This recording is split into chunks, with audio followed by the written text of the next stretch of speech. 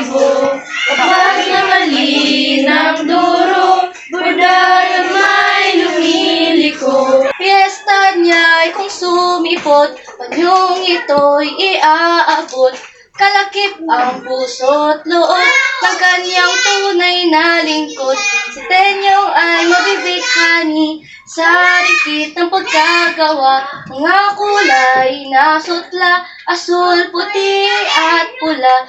Panyot dito ka sa dibdib, sipin sa aking ibig.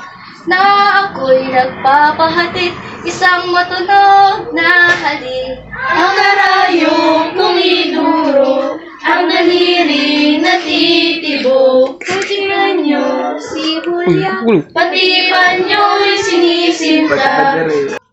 Julia, maaari ka bang tingnan ang iyong pinupunta? Natin yung, huwag mo nang tingnan. Masama ang pagkakayari at nakakahiya. Isang silip lang naman, hindi ko naman iikuin. Ganun lang ay... Sa ibang araw na, pag natapos na, oo, ipapakita ko sa iyo. Ang daliri bang ito na hubog ang dila na may yayariin kayang hindi mainam? Huwag mo na nga akong tuyain. Pangit nga ang mga daliri ko.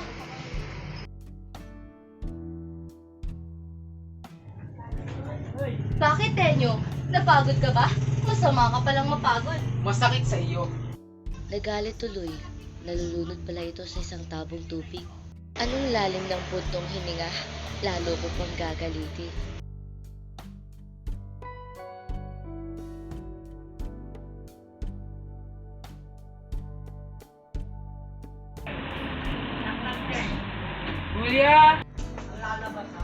Julia! Julia, patawarin mo ako. Hindi mo na ako pagkakas.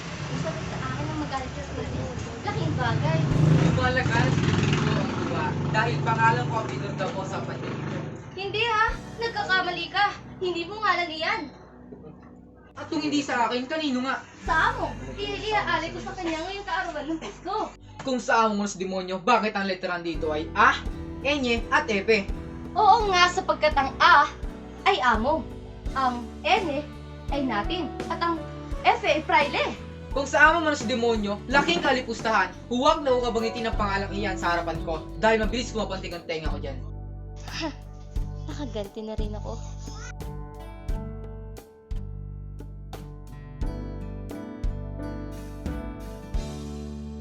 Magsabi ka ng totohanan, para sa kura nga ba? Kapag hindi ko sinilaban, ako ay sinungaling. Mangusap ka! Wag! Huwag mong silaban ang tunay mong pangalan. Sa pagkakasabi mo sa kura sukaban, ang galit ay namuo at hindi mapigilan. Hindi maghahandog sa lahi ni Satan. Ang panyong iyan ay tunay ngang sa iyo. Binurda ko, para lang naman sa iyo. Salamat, Kuya ko.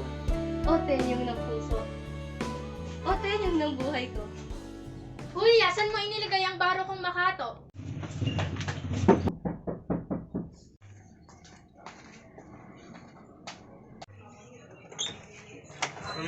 Mamang Tinyong. Napaano ka, Lucas? Dinaki po ang tatang nyo ng voluntaryong Santa Maria. Di yata dinakit si Tatang. Opo, Kaya dinala si Tatang. sa Bulacan po, Mang Tinyong. Di ako pagkaparoon muna, susundan ko si Tatang. Hintay at kami sasama. Julia, magtapis ka. Mabuti Marcelo, huwag mong kakalimutan na si Kapitan Ingo ay araw-araw papalungin at bibilad at bubuhusan ng tubig ang ilong. At huwag bibigyan ng mabuting tulugan, ha? Opo, among. Campaneros habi traído el dinero para el gobernador.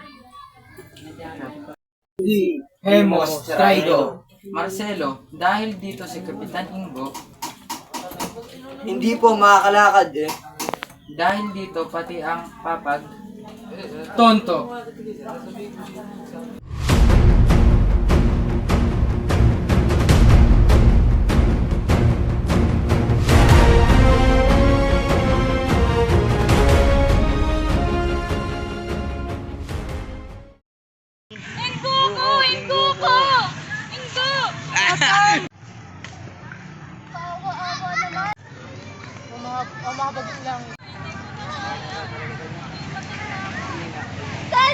Kuya ko!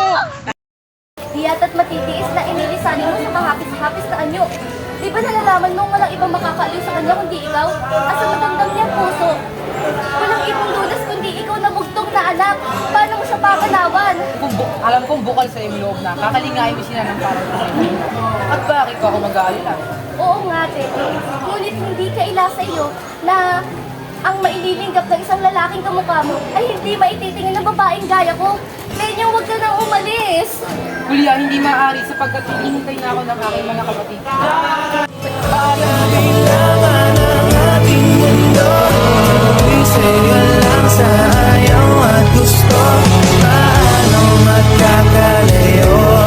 Julia, igaya ang loob mo at papalitin si Miguel at ang kanyang amo. Sila yung magpapakitaan ng kanino.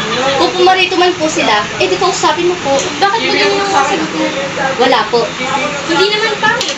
Di bilang mabubuting tao. Itong nanak at nakaririwasan ako ang ari mo. Ako po, inang ko, ay hindi hinahangad ng mga kabutihang itinuran mo. Ang hinahangad ko po ay Ano? Duluhan mo, sabihin mo at ang matastas ko. ang tanggapin ng malulusay ang puso ko. Kuya, ako'y natatawa lamang sa iyo. Gawin bata pa nga. Ano puso-pusong sinasabi mo? Totoo nga, noong unang dako, na kapag may lalaking mangingibig ay agad na tinatanggap sa mga mata at tinutuloy dito. Dito sa isip at hindi na sa puso. At kung anak pa siya ng isip ay siyang paiiralin. Sa panahong ito, ang puso ay hindi na kumakalap sa kanyang maganda na tungkulan. Ito'y nagpapahingaling na Nakasisid ako mga pangusap mo, inang ko. siyang tunay. Ako po ay makasunod lamang sa masamang kalakalan ng panahon. Dito po ako makatatakwil sa tapat mismo ng puso ko. Julia, January, Wala po. Kulay, bakit sinasuway mo ang aking mga inaano? Nalaman mo na? Nakagalingan mo yung sarili ng aking ninanais. O hindi ka mabagay, bukas makalaway, mag-aasawa ka din lamang. Pasamoro, ay mapasa Kristiyano na. Moro ata si Tenyo. Magandang araw po. Oh, Lucas, alam mo ba kung nasan si Mamang Tenyo? Hindi po, pero ngunit kung ipag-uutos niyo po sa akin, agad po isang anak. Huwag na, Lucas. Ang nais ko lamang ay ang ibigay mo sa kanya ang liham na ito. Sige po, makakaasa po kayo. Sige po, kung wala na po kayo iutos, ako po yan. Wala na. Pero ipabatid mo sa kanila na wala na ang mga Kastila dito. Iniwan at inabandona na nila ang bayang ito. Opo. Ako po. Oh, Lucas, kailan ka pa dumating? Nakita mo pa siya? Opo, mararating-rating ko lang po. Pero wala po siyang sagot sa sulat. Nasaan na siya ngayon at napapano na siya? Mga pusa ngayon ay napapalaban na po siya. Ano? Napapalaban si Tenyo? Ang laking panganib naman yan. Wala ba siyang ibinilin sa iyo? Makakaasa ba ako?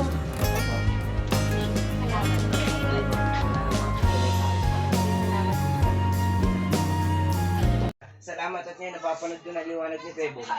Ay, narito na naman ang ulan na ito. Babanggitin na naman ang mga buwan, araw, at mga bituin. Pagkatapos ay ang ulan, alimuom, at mga huni ng ibon. O ba't niya kaya mo ba akong sagutin? Miguel, masakit ang ulo ko. Bawat tunog na naririnig ko ay parang hinangat-ngat ng aso ang aking ulo. At isa pa, ang aking kinakausap ay ibig kong... Sa maguntin, salamat kayo ng ibig ko. At sino nagsabi sa iyo niyan? Sabi mo, mahal mo na ang kinakausap mo. Ay, ulit nga pala. Ang sabi ko, ang taong kinakausap ko ay ibig kong dikdikin. Naiintindihan mo ba? Gumawa man ako ng paraan ay huli na. Ipinagkasundo na ako kay Miguel. Tigil lang agad! Ito na si Mamang Tenyong. Ang tanging hiling lang naman niya ay magpakasal kayo niya. Nangyari sa'yo! Ako, hindi ako mabayag.